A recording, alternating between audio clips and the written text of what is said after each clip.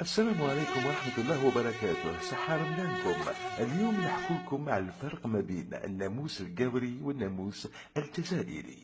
الناموس دوريجين تقابر وين كاين لاكتيك اسيد والسكر في لابو ومن بعد تقرص. هاوليك ليكزومبل تاع الناموسة القورية.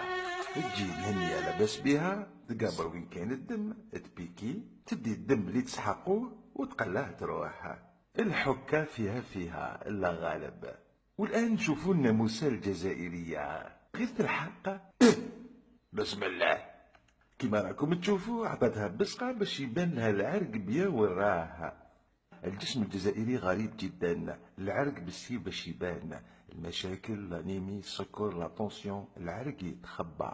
الور لا في رمضان العرق ما يبانش كاع. تنسيستي تبيكي تبدا تدي الدم، ولكن الناموس الجزائري كي الفامبير يدي الدم حتى يخلص العرق.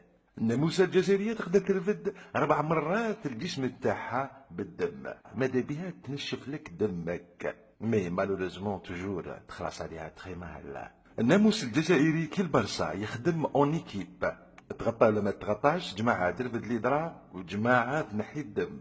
الناموسة نورمال كي تقرصك هاي كيفاش تخلص عليك. اما الناموسة الجزائرية تالمو ما تفيليش مليح، تقرص من كل جهة، تقول دير فيها سكارة سبحان الله، وشوفوا الحبة كيفاش تولي. واش راح دير؟ هذا هو الناموس الجزائري. ما عندنا غير نحكو ونخلوها لربي، وبيان سور نكترو لي باستي. لا لا، الناموس الجزائري يموت على الباستي، عنده هو